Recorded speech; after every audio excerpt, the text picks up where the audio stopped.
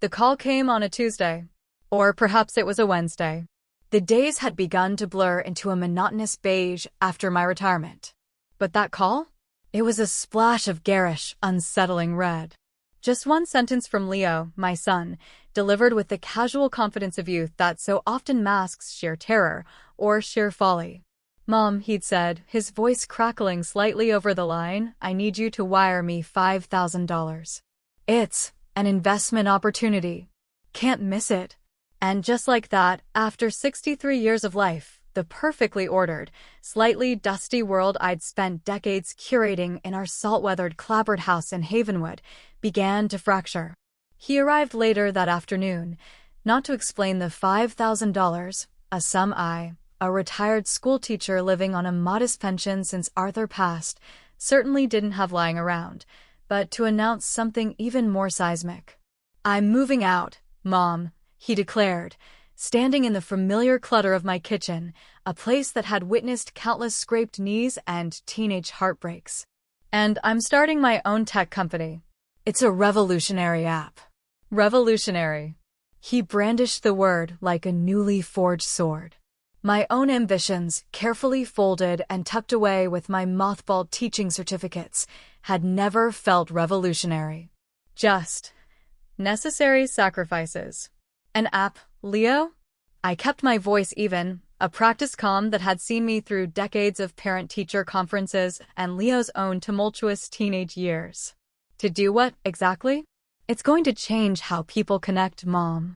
Authentically. He paced, a restless energy thrumming off him. He always chased butterflies, that boy.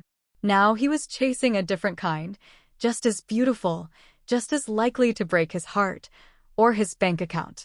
And all I could picture was him, age 7, convinced he could fly from the garage roof with an umbrella, his small face a mask of absolute belief right before the inevitable, tearful crash. They tell you to nurture their dreams. They don't tell you that sometimes those dreams look suspiciously like a fast train heading for a cliff. "And these investors you mentioned on the phone?" I asked, stirring sugar into tea I suddenly didn't want. "Are they reputable?" He waved a dismissive hand. "Cutting edge, Mom. You wouldn't know them. They see the potential. It's all very hush-hush right now." That hush-hush. It was the adult version of, "It's a secret clubhouse, no girls allowed." And it always preceded trouble. He called it ambition. I called it a familiar, sinking feeling in the pit of my stomach. The next few days were a whirlwind of him packing boxes, a strange mix of youthful exuberance and an almost furtive anxiety I caught in unguarded moments. Once, while he was on a hushed, intense call in his room, I saw a piece of paper fall from his pocket as he gestured wildly. He quickly snatched it up, but not before I saw a hastily drawn symbol, something spidery and unfamiliar, circled in red. He caught my eye, a flush rising on his neck, and mumbled something about logo brainstorming. It didn't feel like a logo. It felt like a warning. The day he left, the old Ford groaning under the weight of his meager possessions and colossal dreams, he hugged me. A quick, tight embrace. "I'll make you proud, Mom. You'll see." I waved until the car disappeared around the bend on Ocean Drive, the salty Havenwood air already beginning to scrub his presence from the porch. Later, I stood in his empty room. An empty room is never truly empty. It's a testament to what's been lost and a breeding ground for fear of what's to come. The scent of him was already fading. The pale rectangles on the walls where his posters used to hang seemed to mock me. His old, worn-out baseball gloves still sat on the dusty shelf. A relic from a time my embrace was enough to shield him from the world. Then I saw it, half hidden under the edge of his desk, the napkin I'd seen him scrawl on earlier. He must have dropped it again. I picked it up. Scrawled on it, not a business plan, not a contact number, but that same, unsettling symbol, drawn over and over. This wasn't just ambition. This felt different. This felt dangerous. And the silence in his room was no longer just empty. It was listening. The first week after Leo left, the house felt like a held breath. The phone became a lifeline. And, increasingly, a torture device. Every ring was a jolt of hope, quickly followed by a familiar wave of apprehension. What news would this call bring? Triumph? Or the quiet crumble of another dream? His initial calls were infrequent, breezy, full of jargon I didn't understand. Seed funding, beta testing, user interface. He painted pictures with his words, bright, dazzling futures for his revolutionary app. I, who had spent 35 years teaching high school English, deciphering Shakespearean sonnets and the tangled syntax of teenagers, found myself utterly lost in his brave new world of algorithms and venture capital. My world had been one of lesson plans, grading papers late into the night, and the quiet satisfaction of seeing a student finally grasp a difficult concept. His was a language of disruption, of scaling, of a future I couldn't quite envision, and therefore couldn't quite trust. But I'd lived 63 years. I'd seen enough canvases to know that the brightest colors often hide the deepest cracks. "And your living expenses, Leo?" I'd ask, trying to sound casual. "This app, it's paying you already?" A slight hesitation. "It's an investment phase, Mom. You know how these things work. Sacrifices now, big payoff later." I did know how some things worked. I knew that investment phase often meant ramen noodles for dinner, and hoping the landlord wouldn't notice the rent was a few days late. Advice I'm learning at this late stage of motherhood is a gift best given when asked for. Otherwise, it just sounds like criticism wrapped in a suffocating blanket of concern. And Leo was starting to suffocate. The calls grew shorter. His voice, once eager to share every minor victory, became hurried, clipped. "Everything's great, Mom. Super busy. Gotta run." He was building walls, brick by painstaking brick. And I, with every well-meant question, every practical suggestion, felt like I was handing him another one. One afternoon, a Thursday, I think, the days still had a habit of losing their distinct edges, I was on the phone with Martha, my friend from the book club. As we were winding down, my other line beeped. "Caller ID, Leo." "Hang on, Martha," I said, a little too brightly. I clicked over. "Leo, honey." Just talking to Martha. But it wasn't his usual greeting. I heard muffled voices in the background, one of them loud, insistent, almost menacing. And then, Leo's voice, tight, strained. "Look, I told you, I just need a couple more days. No, it's not about the money, it's the timeline." A sharp intake of breath on his end. Then, even lower, rushed, "Don't come here." "I'll handle it." I said, "I'll handle it." The line went dead. He hadn't even realized it was me. Or if he had, he hadn't cared. I clicked back to Martha, my hand trembling, the receiver slick in my palm. "Evelyn? You there? You sound like you've seen a ghost." "Something like that, Martha," I managed, my voice a thin thread. "Something much worse. Don't come here." The words echoed, cold and sharp. Handle what? What timeline? And whose angry voice had that been? That night, sleep was an enemy I couldn't conquer.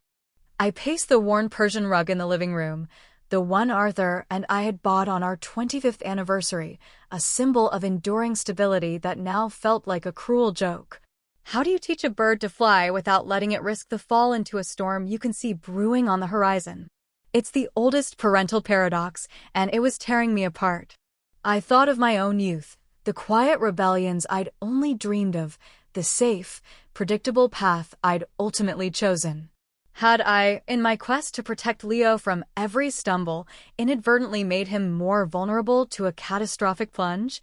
The phone rang again just before dawn, jolting me from a fitful doze on the sofa. It was Leo. "Mom?" His voice was small, stripped of all its earlier bravado. Just a boy's voice, frayed at the edges, tight with an unnamed fear. "Leo? What is it? What's wrong?" My own voice was a raw whisper. A pause, filled with static and the sound of his uneven breathing. I think I made a mistake, Mom." Then, another click. The line went dead again. A mistake. The word hung in the pre-dawn gloom, vast and terrifying. The fragile boundary hadn't just been shattered. It had been obliterated. And in its place, a gaping void of a mother's deepest fears. Fear, I've learned, has a taste. Metallic. Bitter. And after Leo's truncated, fear-laced call, it was the only thing I could swallow. His "I think I made a mistake, Mom" was a chasm opening at my feet. The carefully constructed dam of my restraint finally broke. Action wasn't just an antidote. It was a necessity, a primal urge to find my child.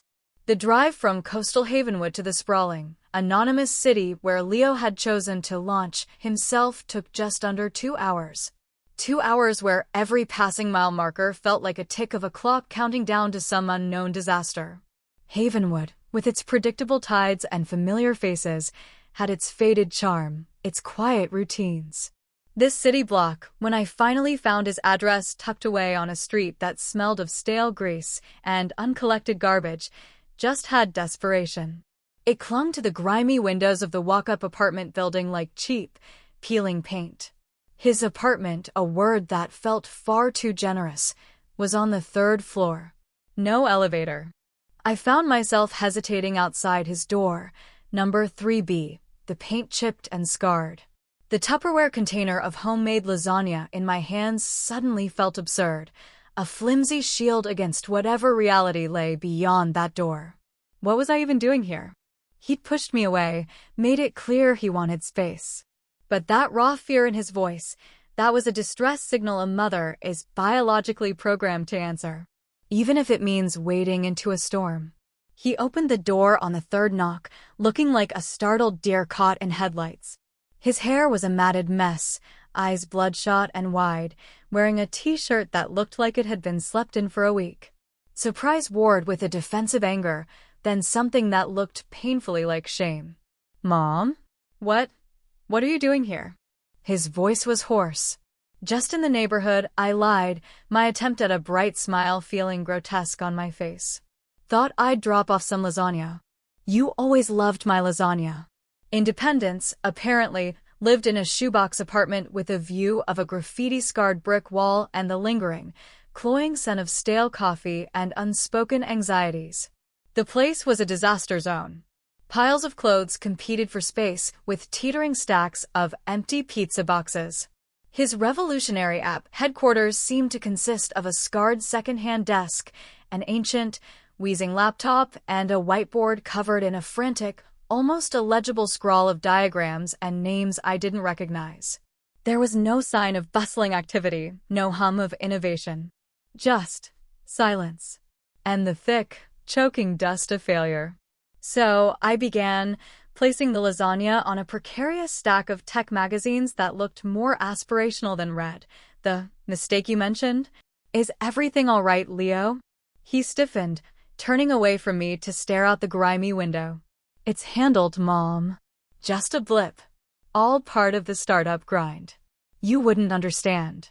"Try me," I said, my voice softer than I intended. He built his defense with anger, the way a cornered animal, small and terrified, bares its teeth. But all I saw was the frightened boy behind the snarl, the boy who used to hide behind my skirts when strangers came to the door. "It's my life, Mom. My choices. You can't just barge in here and what, Leo? Care?" The words were out before I could stop them, sharper than I meant. He deflated then, slumping onto a worn armchair that looked like it had been salvaged from a curb. I thought this time would be different." "Different how?" He wouldn't meet my eyes. "Never mind. It's fine. I'm fine." But he wasn't fine. The shadows under his eyes were deep bruises. His hands, usually so animated when he talked about his projects, were clenched into tight fists in his lap. I knew I should leave. Knew I was treading on eggshells already fractured. But then I saw it, lying on the cluttered desk, peeking out from beneath a stack of what looked like overdue bills, was a small, canary yellow slip of paper. A pawn ticket. My breath hitched. My hand flew to my mouth, a purely involuntary gesture to stifle a gasp. The room seemed to tilt. I felt a sudden, dizzying wave of nausea, the metallic taste of fear sharp on my tongue again. My fingers went cold, then began to tremble. A memory flashed. Arthur, my late husband, his face gray with worry, holding a similar slip after one of Leo's earlier misadventures in college. He wasn't just investing his non-existent future. He was selling his present, piece by painful piece. Leo followed my horrified gaze, his face crumpling. It's not what you think. It's just temporary for some equipment. But his eyes, those wide, once innocent eyes, couldn't lie. They were wells of shame and a despair so profound it physically hurt me to witness. I picked up my empty Tupperware, the earlier warmth of the lasagna now a forgotten sensation. I should go, I said, my voice barely a whisper. He didn't try to stop me. He just sat there, a broken silhouette of defiance and despair against the grimy window, the pawn ticket a stark yellow accusation on his desk. Driving away from that cramped apartment, the city lights blurring through a film of unshed tears, one thing was terrifyingly clear. My son wasn't flying. He was falling. Hard. And he was taking a piece of my carefully ordered world, my 63 years of striving for stability, with him. The image of that pawn ticket burned behind my eyes, a brand of failure. His, and perhaps mine too. What had he hawked? And to pay for what, or to pay off whom? The questions were no longer just anxious whispers. They were sirens, wailing in the sudden, stark silence of my car. This wasn't a small setback. This was a crisis. A full-blown, 5-alarm fire. And I, his mother, felt the crushing weight of a responsibility I couldn't, and damn well wouldn't, ignore any longer. My next visit wouldn't be unannounced. It would be an intervention. Havenwood was quiet when I returned. Too quiet. The kind of quiet that amplifies the chaos raging inside your own head. My son was falling apart in a city that felt 1,000,000 miles away, a city that likely swallowed dreams whole and spat out husks, and all I could hear in my salt-weathered clapboard house was the relentless, judgmental ticking of my grandmother's antique grandfather clock. Each tick a second lost. Each talk a missed opportunity to, what? To do what I'd always done? Fix it? Helplessness. It's a bitter pill for a mother to swallow, especially one who's spent a lifetime trying to pave a smooth, predictable road for her child, meticulously removing every sharp stone, every treacherous route. The image of that pawn ticket, canary yellow against the grime of Leo's desk, was seared into my mind. What had he pawned? His grandfather's watch? The laptop I'd scrimped and saved to buy him for college? Each imagined item was another twist of the knife. I wandered through the house, my house, Arthur's house, a place that had once been a haven and now felt like a beautifully kept cage of my own making. My own past began to unspool, not in gentle waves of nostalgia, but in sharp, unwelcome fragments. I remembered my own father, a stern, God-fearing man with a voice that could silence a room, his pronouncements on what a sensible life for a young woman should entail. Marry well. Keep a good home. Don't fill your head with notions. My notions had involved a scholarship to art school, a dream of painting stormy seas and wild, untamed landscapes. A dream I'd quietly folded away, like a letter never sent, when Arthur proposed and offered a life of respectable, predictable security in Havenwood. Had I, in trying to shield Leo from the harsh winds of impracticality, become a softer, more insidious version of my own father's control? Was my fear for Leo truly about his recklessness? Or was it an echo of my own unlived lives, the canvases I never dared to fill, the chances I'd let wither on the vine for the sake of, what? Safety? Order? This suffocating, perfect silence? I called Martha later that day, needing a voice that wasn't a chorus of my own anxieties. He's an adult, Evelyn, she'd said, her pragmatism a welcome, if slightly bracing, tonic. He has to make his own mistakes. That's how they learn. You know that. You taught generations of them. I did know that. Intellectually. But knowing it and feeling it in the hollow ache of your mother heart were two very different countries. The attic smelled of mothballs and forgotten time, of brittle paper and the ghosts of 63 New England winters. I wasn't sure what I was looking for. Absolution? Distraction? Or perhaps just a piece of myself I'd lost track of. And there, under a pile of my mother's meticulously preserved but rarely used linen tablecloths, was my old wooden box of silly notions, as she used to call them.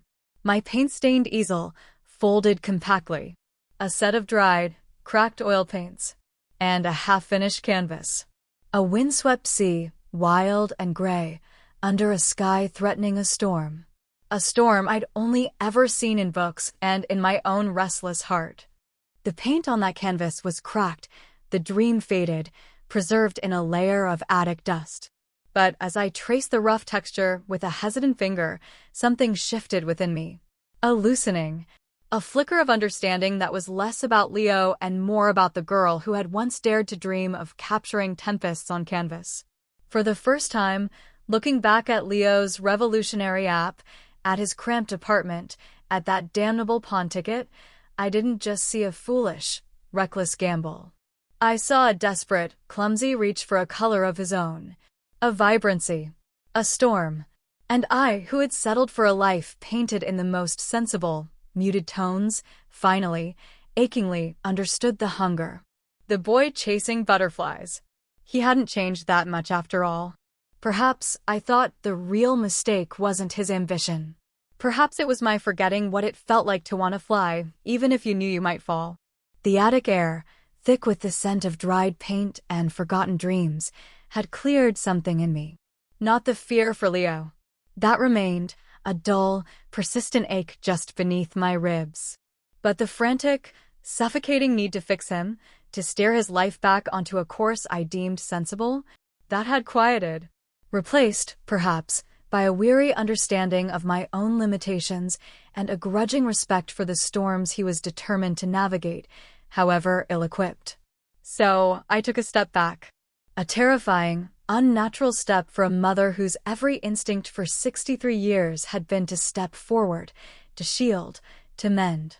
Silence, I discovered in those following weeks, was a battlefield.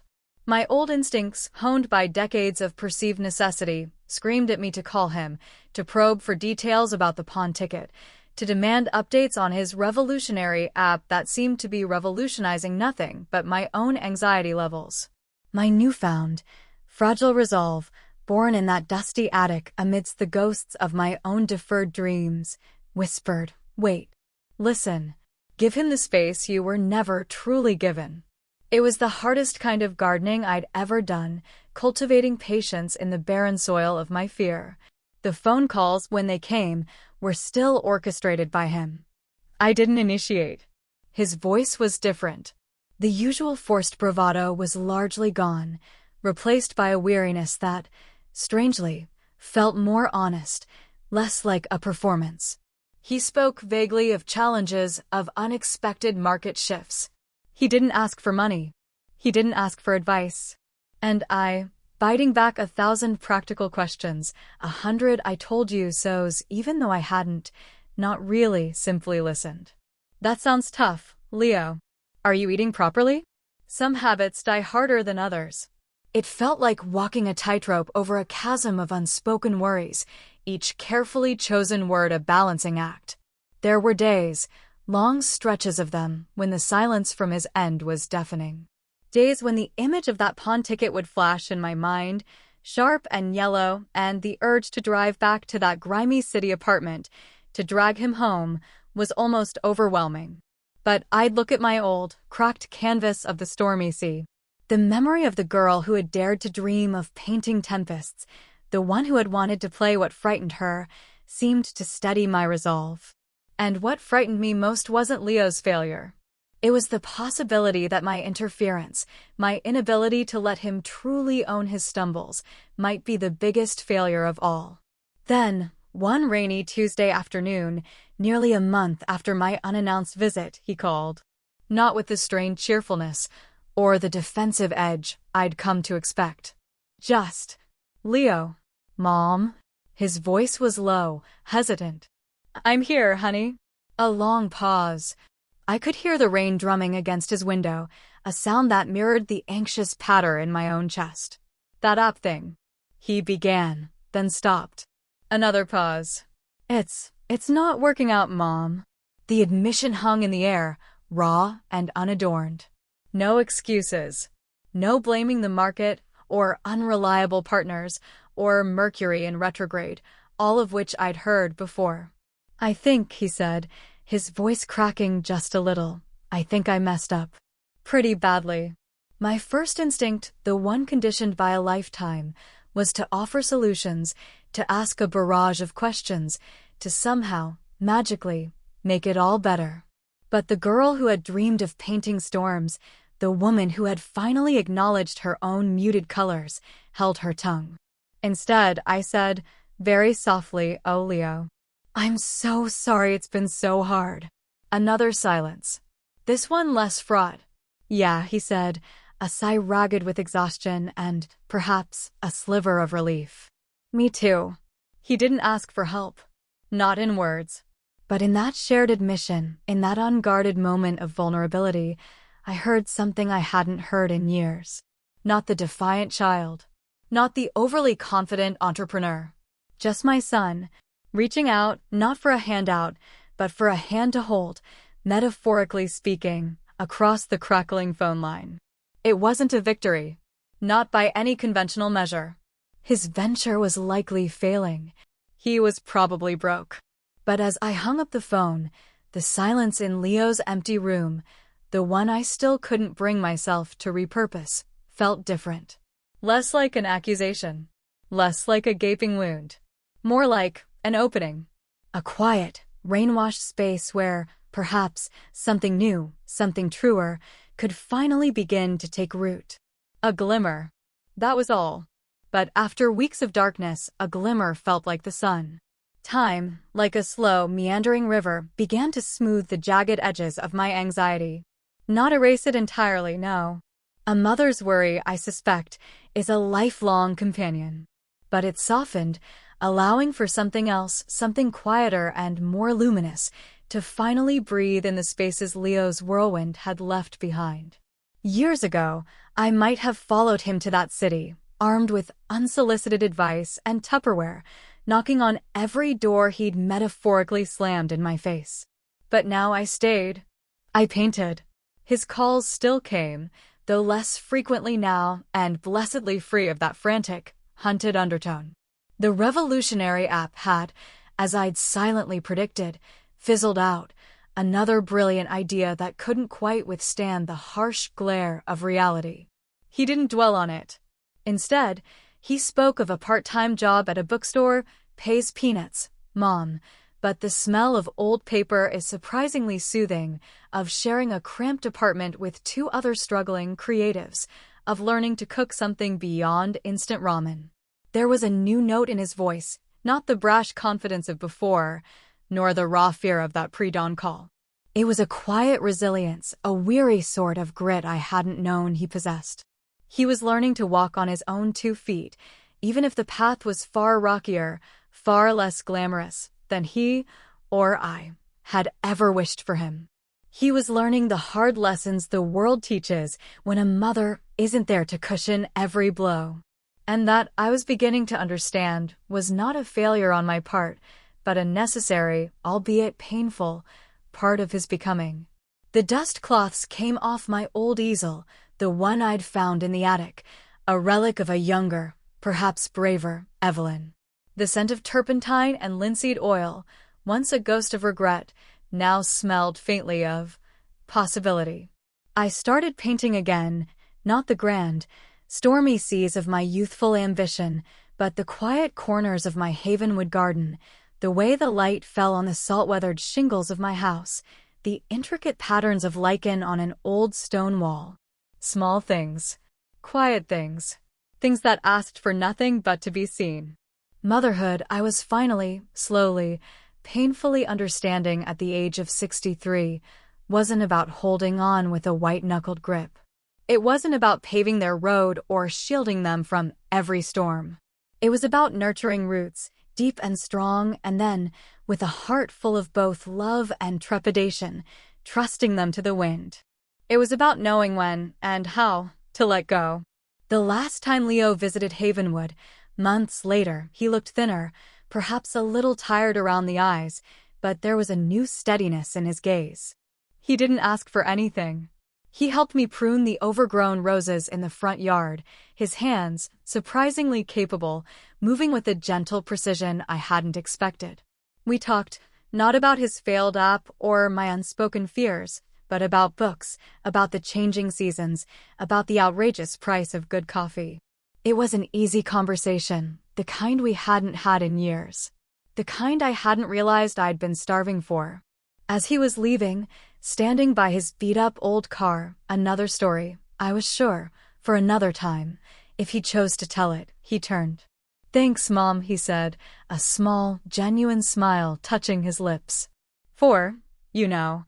He paused, then added, a touch shyly, "I've been scribbling some stuff, actually.